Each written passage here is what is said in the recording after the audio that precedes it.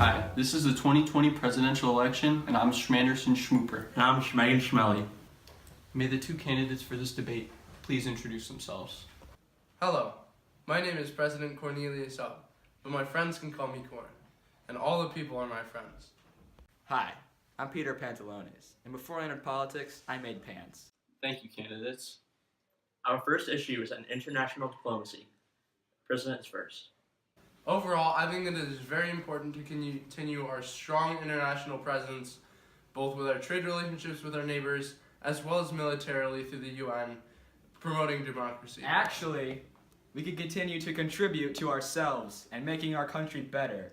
Or we could continue to attack, kill, and commit mass genocide on babies. Wow, that sounded a lot like an either-or fallacy, because it made it sound like there are only two options, where one is killing babies, and the other is keeping to ourselves. Thank you anyway, though. Our next issue is self-identification. Mr. President, would you please like to start? Thank you, Schmanderson Schmooper. Over recent years, self-identification has become an increasingly hot debate topic, especially its applications in U.S. government agencies and the military. And I think that it is very important for each individual to express themselves, but there is frankly a point at which it becomes ridiculous. I completely disagree with you. This is a topic that's very near and dear to my heart. I'd like to play a video of my son. Dang it! He's at it again. Son! Get in the car! As you can see, my son now self-identifies as a SEAL. Either you vote for me, or you are against all forms of self-expression. Wow, Mr. Pantalones, that sounded a lot like the fallacy you used in your first argument. Next up is the issue of legalization of marijuana. Mr. President, you are first. I believe that we should continue to enforce laws on marijuana, especially when considering the effects that a legalization in our country would have on the war on drugs we're trying to fight in cooperation with other nations around the world. Actually, according to NFL star Hingle McCringleberry, marijuana can increase your life expectancy by over 100 years. Therefore, we should legalize marijuana. That sounds a lot like an appeal to a faulty authority, because I'm not so sure that Hingle McCringleberry knows too much about marijuana. Any final words, candidates? Thank you so much for joining us tonight, America. I've served you as president for the last 4 years, and I'd love to have the pleasure of serving you for the next 4 years as well. In all my years of making pants, I learned so much.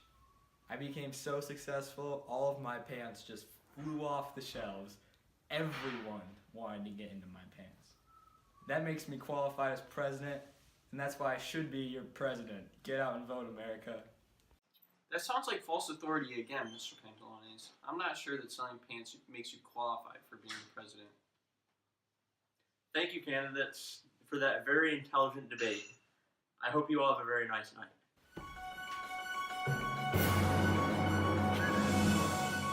Welcome back, America. Here's our post-debate analysis of the face-off between these two great candidates. It seems that Mr. Pantalones used a lot more logical fallacies than Mr. Hub did. Appeal to a faulty authority is when you reference another person who might be an expert at something, but not at another, or when you reference yourself as an expert on one thing, even while you're an expert on another. Just like Hingle McCringleberry might know a lot about football and the different plays, but he won't know much about marijuana, its scientific effects. And Mr. Pantalones, he might know a lot about pants and how they're made and how to manage that kind of business, but that won't help him run this country. And these claims are used a lot when in politics at any time someone gives a personal source. The either-or fallacy is when the person presenting gives two options. In reality, there are 3, 4, 5, or even more options. They normally give one pretty good option that is more likely to be chosen and one very bad option. This can be seen when Mr. Pantalones was referencing that they could either improve their own country or just commit mass genocide. Obviously, those are not the two only options. This is used a lot when there is one option that the person is pushing for very hard, and there's another maybe better option that they don't want. So they force down out and say that the only options are the ones they want, or something obviously not desirable.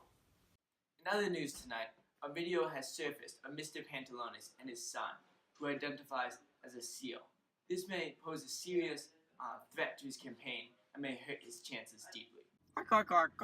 Shut your mouth! I hate you.